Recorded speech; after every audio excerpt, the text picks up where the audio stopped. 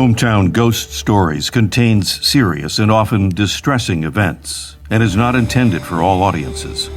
Viewer discretion is advised. What's up, everybody? I'm Jesse Wilkins, and for this episode, we're going to be covering the celebrity haunting of the infamous Jesse James.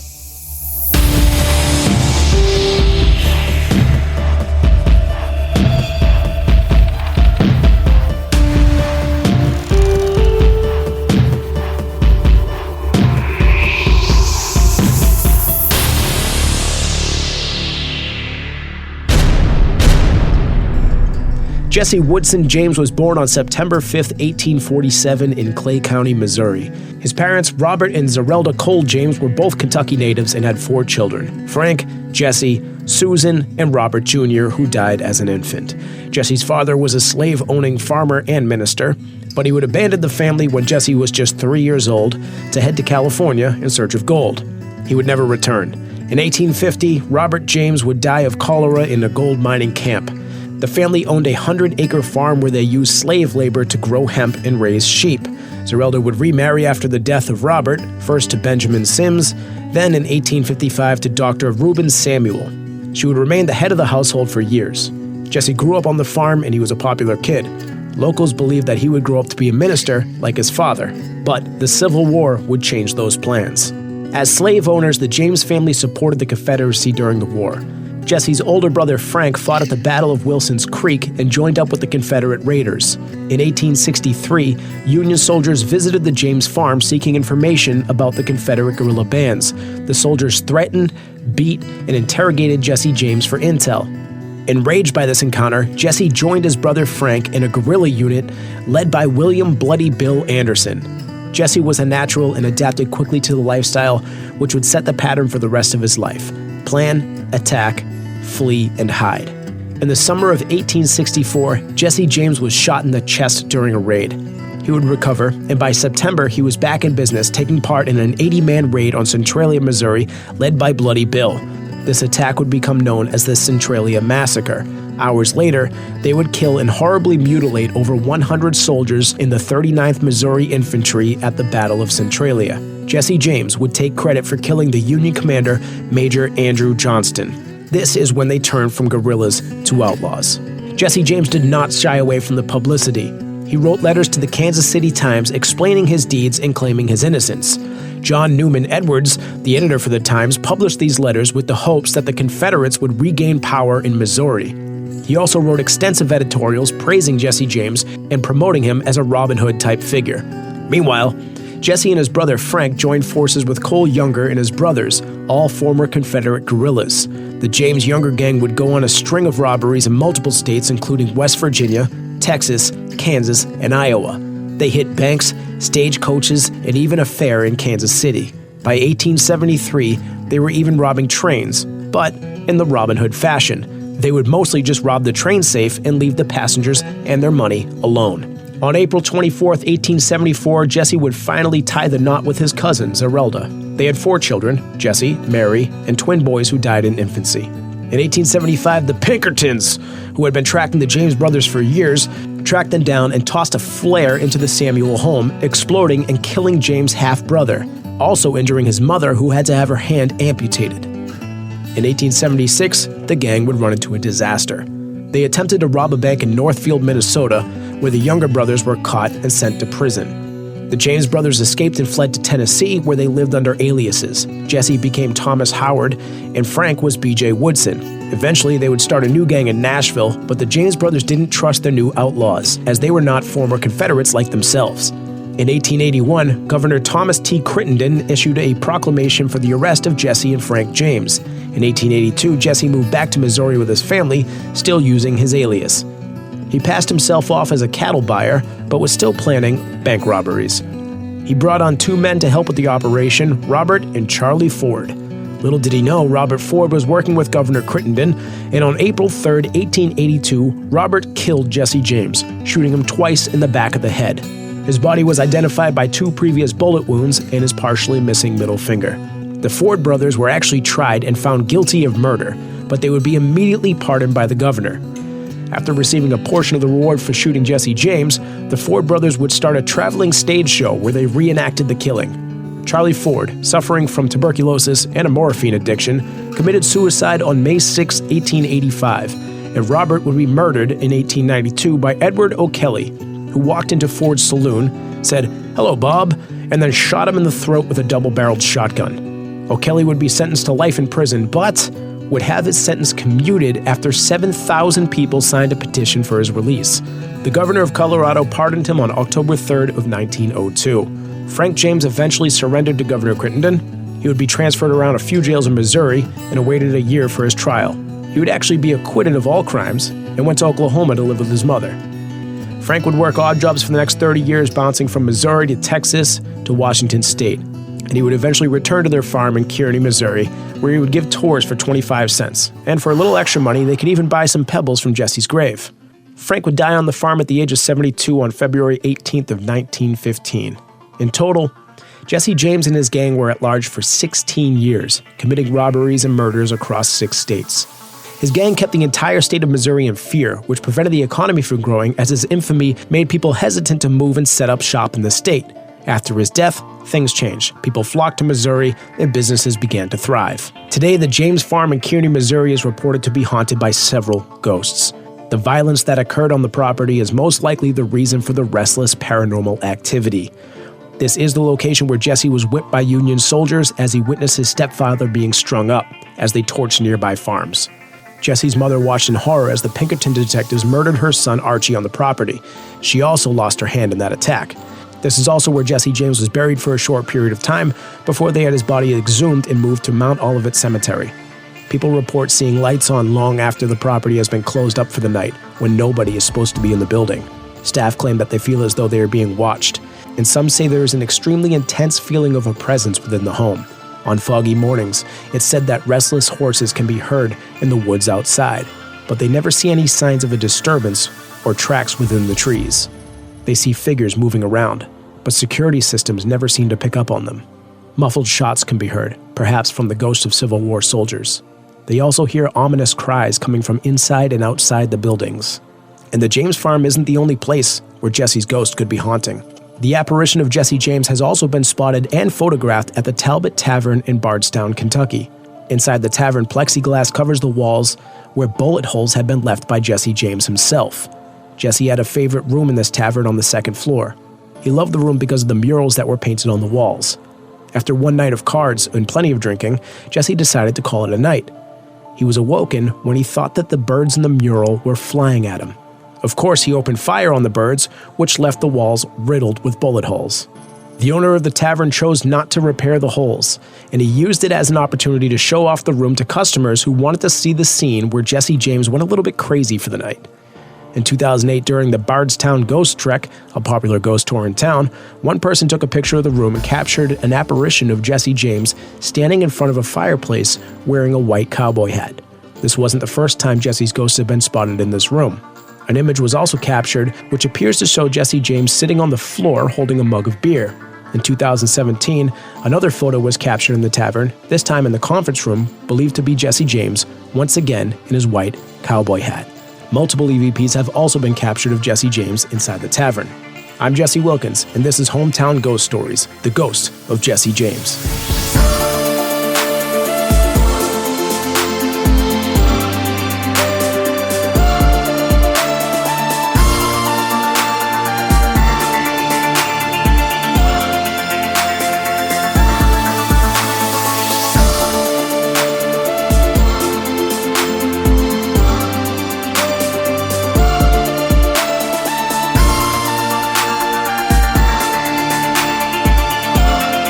What's up, folks? Welcome into a very Wild West episode there. The story of the infamous Jesse James. I am Jesse Wilkins, and I am joined by Rob Coakley, as always. What's up, Rob? I need you to be honest with me. Did you cover the Jesse James episode just so that you could say your own name in an episode? Rob always, instead of saying, I'm doing fine, thanks, how are you, decides to ruin my entrance by just asking an unrelated question. Or I guess it was a related question. 13 minutes later. Hey, Dave's here. How are you, Dave? My goal is to always keep Dave off of this show as long as possible. Well. Yes, Welcome in, Dave, and his Rob. name is also Jesse. Yes, 100%. Yeah, grew up. Whenever anyone would ask me, "What's your name?" Jesse James. Yeah, I haven't heard that one before. We also have a special guest joining us on the show. Is a Pinkerton himself. It's Andrew. And needs money. We have Captain McSlugs joining us on the show. Welcome to the show, Captain McSlugs. Gentlemen, Very good. Excellent to have you back again. It's been too long. It's been a pleasure. Andrew, I will say It's Dave's fault that it took so long to introduce you. For audio listeners, Andrew has the coolest looking backdrop of all of us, and I know Dave has his.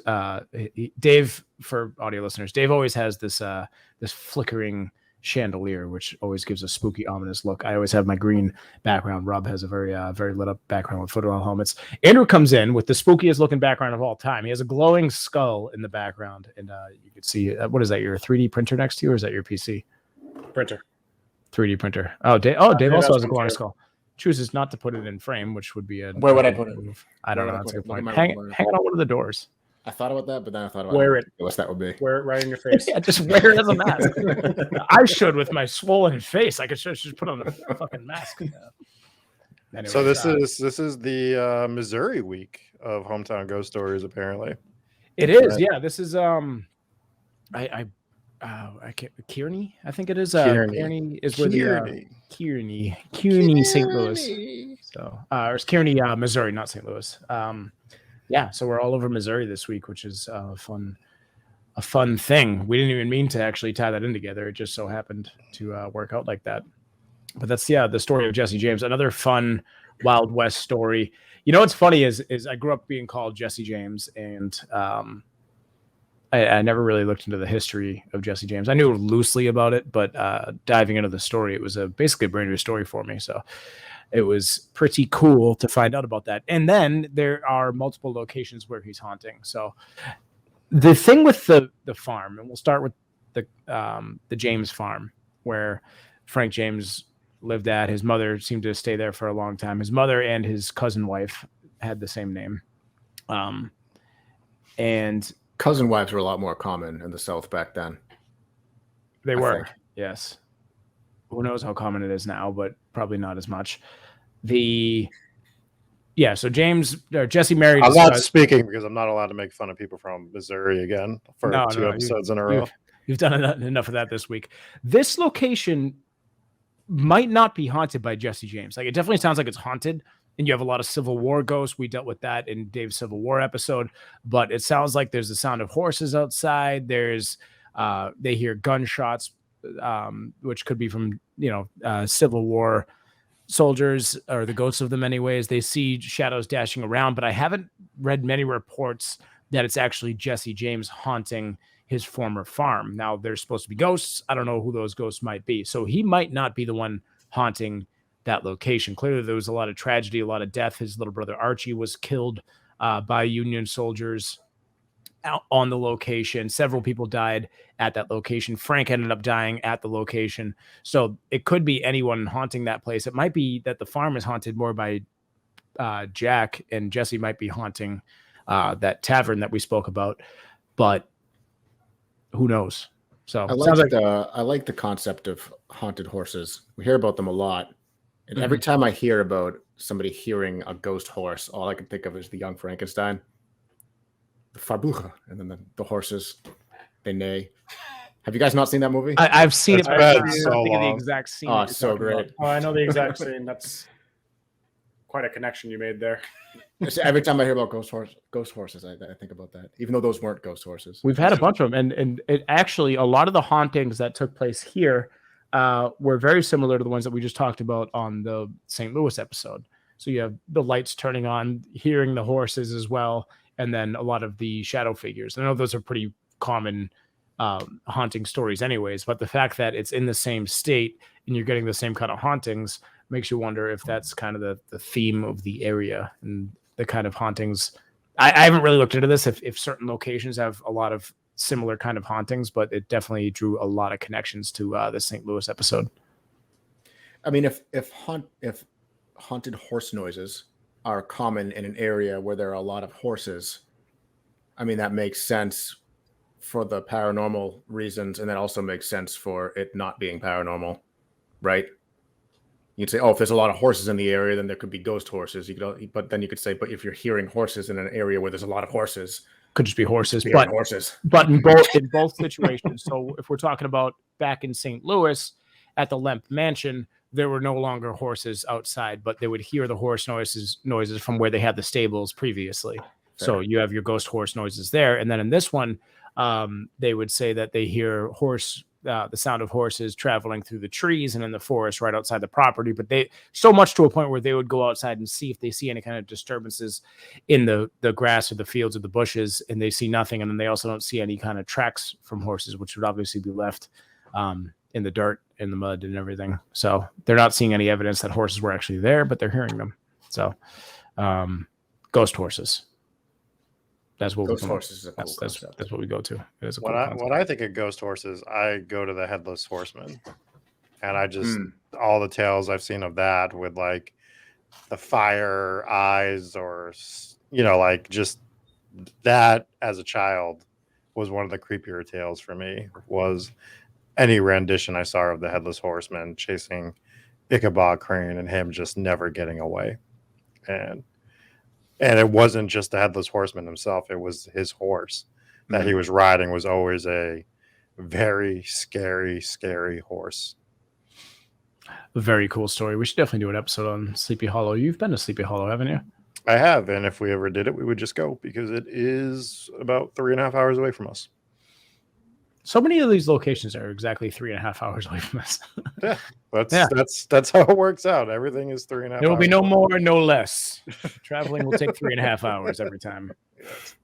Yes. So, yeah, getting back to Jesse James, though, that tavern story, what the hell? How much did he drink that night that he thought that the birds were coming alive to come and get him? I wonder if there was some opium mixed in there or something else, but there was... he thought the birds were coming alive from the mural and shot the place up. Imagine having that kind of status to where you're so well renowned and you're such like a celebrity that you can open fire in your hotel room and they don't kick you out. Right. I mean, this is also the Wild West. True. I feel like that might have been more common of an occurrence back then and out there in that area. For sure. Post-Civil War. But then you also have the kind of clout where they're like, we're not even going to fix these walls. We're just going to leave them because now it's a cool story. And they can use it to sell more rooms or just be a tourist attraction. And or they were like, now this hotel room has more bullet holes in it, like all the other ones do, because it's the Wild West. And all the hotel rooms have bullet. It's like stars on Yelp. No. We have 5 bullet holes. You see this time and time again with these outlaw figures, though, where whether it's Jesse James, whether it's Bonnie and Clyde, if they do something to a place that they're at, they do their best to keep it intact, even while they're still alive, just to show off that Bonnie and Clyde were there, that Jesse James was here, to make it more of a tourist attraction. Hell, you could still go look at they didn't shoot the bullets, but you can go still look at the car that they died in, right? So, yeah, it's a way to bring people to an establishment. Yeah, they have a painting of what's supposed to be Jesse James hanging above, I think it's the fireplace in that room. And this is the same photo. Now, I've seen this attached to every cowboy that you search online if you're trying to do something. And there was one that we did on, what episode was it? It was the one that I first created the cowboy music for. And I can't, his name's escaping me, but Whispers Estate. I can't remember his name either. I should remember this stuff, man. I did the episode and everything. Anyways, when I searched images of that cowboy, that painting popped up and I used it in the episode. And we got called out in the YouTube comments. Someone was like, "That's Billy the Kid." I was like, "Oh shit, I used the wrong image. Damn." And then I'm searching pictures of Jesse James, and every third photo is this same picture. So now I'm like, is it Jesse James? Is it Billy the Kid? Is it the cowboy that we covered in that? Now I got to look it up, but is it the cowboy that we covered in that? So I don't know who this picture is. Was it Arizona? Bucky McCad. No, it's Bucky McCad. Bucky McCad. By the way, I started. So I made a Red Dead reference. If people didn't understand why I said Pinkertons so strangely, that's a Red Dead Redemption joke. And the Pinkertons, obviously, they were the ones that showed up and threw a flare into the it's technically the Samuel house, because when Jesse James' mother remarried, she took on the surname of Samuel. But it was the Jesse James farm, and that was the one where she lost her hand, and then she also her son Archie died in that explosion as well. 1 second, I'm going to show you guys the picture. There was like no good guys in the 1800s. Like, yeah, those are the pictures. This is the photo I'm talking about. So this is the one that this pops up on a lot of things. So this one's history. Well, it's not history.com. It's history.howstuffworks.com. Anyways, it's very reputable. But that's the photo I was talking about. We used that in the St. Louis episode. Yeah, and that's definitely not Billy the Kid. So it might be Jesse James. I'm not entirely sure. Well then, yeah. Just going back to the point I was making, there was no good guys on any side of anything in the Wild West. Like the Pinkertons were not good people. The Outlaws were not good people. There was just no good people in general fighting these battles. Yeah, it was Sam Bass. Sam Bass. Yeah, that's the one. You know what's funny is that I was looking up the episode and I didn't even have to pull it up. It just came back to me as soon as I looked at the image for the Whispers Estate episode. And but yeah, it was Sam Bass. So that was the image. If you Google image Sam Bass, that picture pops up. You Google image Jesse James, that picture pops up. According to that random guy on YouTube, it's Billy the Kid. But apparently that's Jesse James at a young age. And it does kind of have the same chin as Jesse James, but I chose not to use the picture just so I didn't have it in several episodes, especially if I'm wrong and it's not Jesse James. I don't want to get called out for using the same image of a cowboy in several episodes. Anyways. Imagine you use the same content in an episode. That would blasphemous. Yeah, Rob's never done that. Never. So he very well could be haunting this tavern. There were a couple of EVPs. I didn't include the audio. I sent an email to Patty Starr, who's the one who captured the photos. She also had EVPs, but she never got back to me, so I did not include the audio. But the audio, the EVPs are pretty chilling. So, Jesse, what do you think is going on with Jesse James Ghost? Is it haunting one location? Do you think it's haunting multiple locations? What have you discovered on your research on this? I wouldn't rule anything out. So you have obviously the farm, which is haunted. I talked about that earlier. I think that's haunted by ghosts. I don't know if it's Jesse James' ghost. I think there's enough evidence to back up the claim that he might be haunting that tavern. But again, we don't know the rules. We don't make the rules. There could be other locations out there that he's haunting. But from the evidence that I've seen, it looks like his ghost could be at the tavern. The photos were very grainy, very little shaky. I don't know if that's Jesse James. It definitely looks like a cowboy. Mm-hmm. So could have been Billy the Kid. Could have been Billy the Sam Kid. Bass. Yeah, Sam Bass. Yeah, they all seem to. I mean, they as a kid they all looked identical. Could have been the Waco Kid. You never know. What about the house that he got shot in? Was there any? Is that house still standing? I mean, I'm not trying to put you on the spot, but did you find any other location that he might be in? There are modern photos of it. I don't know. I haven't heard anything about him haunting that location. Mm-hmm. But to talk about that real quick, how crazy is it that the guy that straight up murdered, I think it was Bobby Ford. Yeah. Went into Bobby's bar, right? Yeah. Or Bob's bar, Robert. And just walked up to him like, "Hey, what's up, Bob?" And shot him in the neck with a double-barreled shotgun. And then that would make quite a mess. Got found guilty, right? Clearly murder. Mm-hmm. And enough people were like, "No, that's cool. Oh, we like that murder. Let him go." The closer you get like, to the closer you get to the Constitution, the more serious they took stuff like petitions and like that the people are a check against the government. That's just 7,000 isn't that much. More people. 4 million people signed a petition to get Amber Heard removed from Aquaman, and they're probably not going to do it. So 7,000 people signed a petition to get this man acquitted of murder that he definitely did. I'm going to counter you. I'm going to counter you. There was a petition to bring the movie Morbius back to the movie theaters. I don't know if you saw this, but they had this petition go out for Morbius to come back to the theaters, and the studio was like, people want to go to the theater and see this movie. They release it back, and nobody goes and sees it. They couldn't catch a hint that they were getting trolled. Real quick. Hold on. Okay, go ahead. Done. So a couple days ago, a new petition came out and goes, we were busy that weekend. Release Morbius again. And it's got like 25,000 signatures.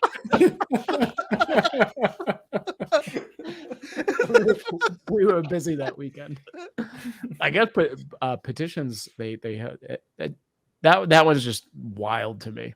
Yeah, absolutely. And that's But the pull that Jesse James had. But getting a bunch of people to sign a petition about a movie to pressure a movie company to do something, you know, in the interest of like the general public is one thing, but petitioning the government to reverse a court ruling is an entirely different thing. You know what I mean? It's just the court's not like we feel pressured. It was actually a rule. Like if you get a certain amount of signatures on a petition, that the government has to look at this petition and take it seriously. Yeah, but I feel like as an official, you look at it and be like, on what grounds? He did this. It was murder. Yeah. And that just shows how cool everyone thought Jesse and Frank James were.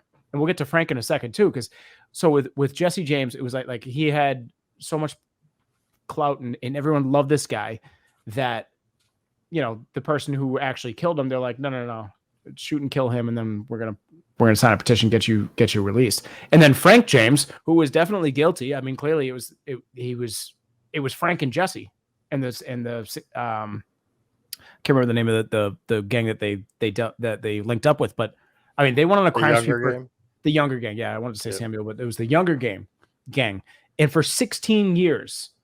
They're murdering people. They're robbing trains. They're robbing banks. They are criminals, the most infamous criminals in the country. For 16 years, they commit crimes. And everyone knows it. And and Frank turns himself in. It wasn't like they found him and arrested him on shaky charges. No, he turned himself in for these crimes. And then they just was like, nah, it's fine. Go live with your mom. It's like, dude, they had so much pull. It's crazy. It's kind of, I mean, it's so funny the parallels between that and the Barrow Gang, because Clyde Barrow did look up to Jesse James. That's when he was a kid, he always wanted to play outlaws, and he always was Jesse James. And then his brother turns himself in, and they send his brother home, and it's like, just go stay with your mom for a little bit. We can't believe you actually turned yourself back in. So you're free to go. And we talked about even the mother in that case, like there was credible evidence that she was basically laundering money for them or paying off officials or whatever. And they're like, you're an old lady. How about a month in jail? How about that? And she's like, how about a week? They're like, it's fine. Different legal system back in the day.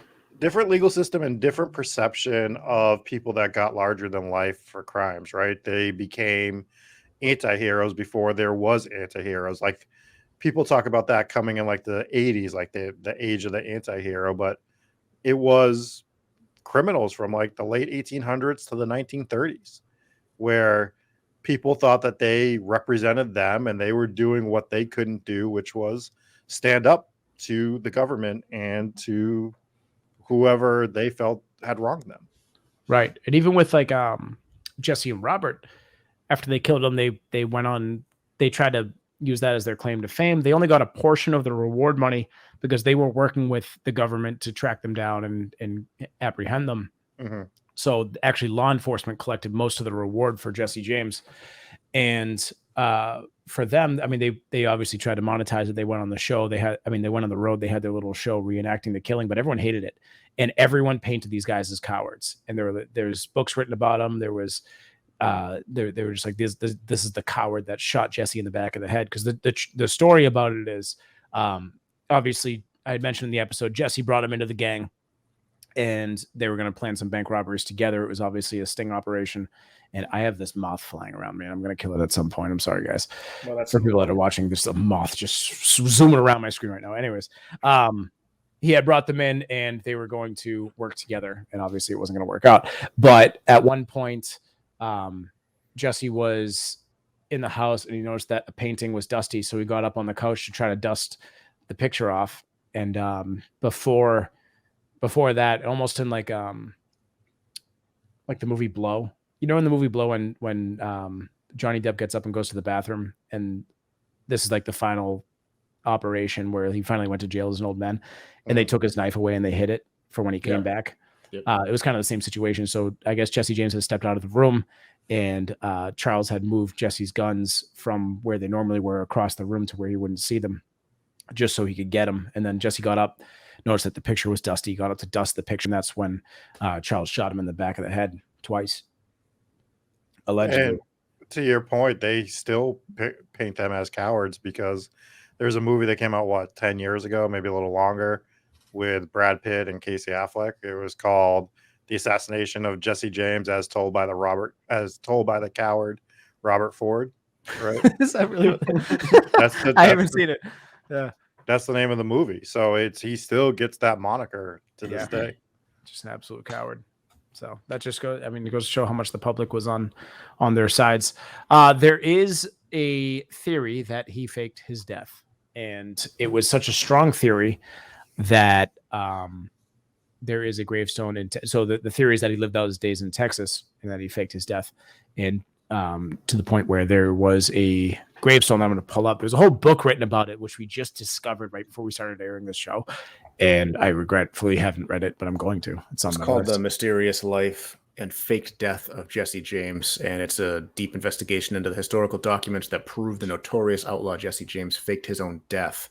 And allegedly it presents the legend that the legend of Jesse James encounters it with the real story based on his family records, has photographic evidence, a Jesse James journal, and it allegedly debunks the 1995 DNA test of Jesse James' supposed remains. That's crazy. So, long story short, he's still alive. Yeah.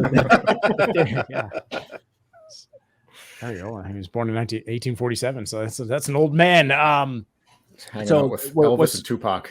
Yeah, so he supposedly lived out his days in Texas, and to a point where there's actually a grave marker in, I believe it's Granbury, Texas, and the gravestone reads Jesse Woodson James, born September 5th, 1847, died August 15th, 1951. And then underneath that, it says supposedly killed in 1892 or whatever the year is. I can't really read it on this picture. But what year was he born? 1847. So he was 103? 4? According to, I mean, yeah. According to the gravestone. Late 1800s, when the life expectancy was still like 50. If that, yeah. Pretty impressive.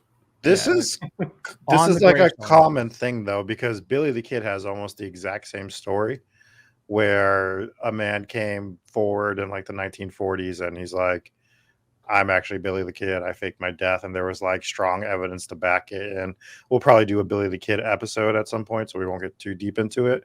And I have to freshen up on it. But the point being is this is almost the same exact story that you can get for Billy the Kid. So that's why I'm skeptical on it. I wonder if Sam Bass has the same story too. Maybe he was just kidding. Nice. That's why we brought you on, Captain McSlugs. Boom. Got it. Maybe this is why they all have the same picture of when they were 13 years old. Wait, have the three of them ever been seen in the same place at the same time? That's a good point. Yeah, they're all sitting right in front of each other in that one picture. Not lately. Not lately. Yeah, maybe. Not since 1975, whenever he's died. So what's your final verdict? Is he haunting places or not, Dave? No, he's still alive. Dave's the ultimate conspiracy theorist. Dave is in a mood tonight. It started with him being all upset because I don't just say hello, because I like to have fun banter before we bring him on the show. And ever since then, he's kept that energy. I don't like it. I don't like it one bit. I don't like Dave one bit. Fair. Sounds good. Anyways, Dave, your theory, ghost. I have a common theory with all of these celebrity hauntings, and that is just there's going to be a celebrity ghost story with every single celebrity who's ever died. People are going to see the sightings of them because they're just immortalized. So I think I think that this one, along with most of the other ones that we've covered, I have been unconvinced that the hauntings are real. I think you're right. I think there's a thing to it, because there's also the whole theory surrounding celebrities faking their deaths. Elvis, Tupac, Jesse James, plenty of other ones. There's a ton of them. And it's just because people have their favorite celebrities and they don't want their favorite celebrities to be dead.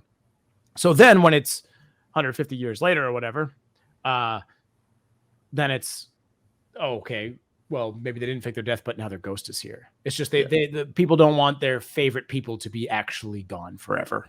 So I think you're right about that. I think it could be right in the sense of people just want there to be their ghosts, and people want them to have faked their death because they don't want to see their favorite people go. But I would have to look into more locations where Jesse James could be haunting. I don't think there's enough evidence to say that Jesse James haunts the James farm, but I think if he was haunting anywhere, it'd probably be there, or maybe the place that he died. I want to hear Andrew's theory, but I just want to counter that real quick, where I agree with what you guys are saying. I believe that statement that people are looking to immortalize celebrities, and we're going to probably come across some in the future that I don't think are factual. But I think when we're talking about people like Jesse James or Bonnie and Clyde, they were different types of celebrities, and they lived a very different lifestyle where there is a lot of traumatic experiences shared, not shared between them, but like shared in this aspect that they did a lot of shit. Like, just to put it bluntly, there's a lot of shit that went on with these type of outlaws, and I find that more likely to be haunting than, if you just say Judy Garland's haunting lot 57 and blah blah blah because she filmed a commercial there once. No, you're right about that, because there's a lot more things that are happening in their life, right? So Jesse James has been shot multiple times. He's killed multiple people. He's been was part of the Civil War. Right. So there's definitely plenty of reasons for him to be haunting. There was also, if you're going to go the conspiracy side of things, there was plenty of reasons for him to fake his own death. He was already living under an alias, right? So he had already gone through the process of changing his name and trying to hide and completely change his identity already. What's to say he didn't fake his death and do it again? So maybe he did. I'm going to read this book, and we'll circle back to Jesse James and whether or not we think that there's any truth behind him faking his death. Andrew, what are your thoughts on it? I think it's a little far-fetched to assume that the ghost that's haunting this place is Jesse James.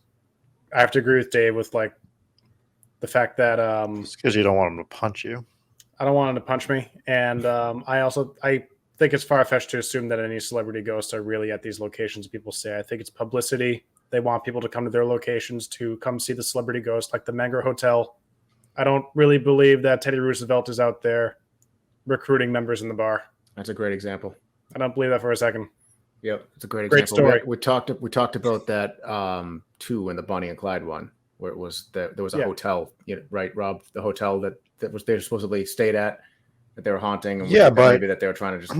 Great story, and I would absolutely, if I were in the area, I would stay there because of that story. Well, but what you I have guys to- are forgetting I about would. the Bonnie and Clyde one is it is an abandoned hotel that is run down. Right. So there's no So, reason for them to there's be no trying to reason market that now. To be marketing this abandoned, rundown hotel. Mhm. It's under no renovation. It is legitimately just toast. Yeah, at this point. if you're going to San Antonio, we're talking about the Menger Hotel and the Emily Morgan Hotel. Part of the selling point is that it is a haunted hotel for people exactly like us who we happen to be going to San Antonio anyways. So we just Google it. We're like, what are the most haunted hotels? Okay, we're either staying at the Menger or we're staying at the Emily Morgan. And Right. that's how we settled on it. That's who got our money. So it does work. It does work, and I understand the lore behind it, but I also understand the idea of why this adds credibility to the fact that they could be haunting is because of the lifestyles that they lived. So it remains to be seen. And this whole conspiracy theory we'll come back to. I'm gonna read this entire book. Yeah, we should do. I'm going to read it also, and we should do like a follow-up episode for Patreon. 100%. What we'll do, just throw this out there because this is what Jesse does. He makes decisions for us on air. Mhm. We'll cover It's the only time I think about you guys is when I actually have to look at you. We'll cover the Billy the Kid faking of his death, and we'll cover the Jesse James one and the same thing. Little follow up. Like to see it. Cool. Well, that was Jesse James, the ghost of Jesse James, and probably Frank James. Maybe Archie. Who knows? Yeah, could be any of them. Captain McSlugs, I want to thank you for joining us on the show. If you are interested in accordion, then follow Captain McSlugs on TikTok. Well, how many followers are you up to there, Captain McSlugs? Is your time to shine? 3 million. 1.3 million followers on TikTok. Go follow them, Captain McSlugs. They are hilarious videos. And yeah, we'll be back on Tuesday with a brand new live episode. We're going to Alcatraz this week. Should be a lot of fun. Tune in at 9 p.m. Eastern Standard Time. If you can, swing by iTunes, leave us a review. That's how you support the show. Also, the way you support the show is on Patreon. So I want to thank everybody who has subbed on Patreon. All of our patrons. Nice. Did I do good enough that time, Dave? Right. Yeah, check Good plus. enough? Yeah, it was good enough that time. Yeah.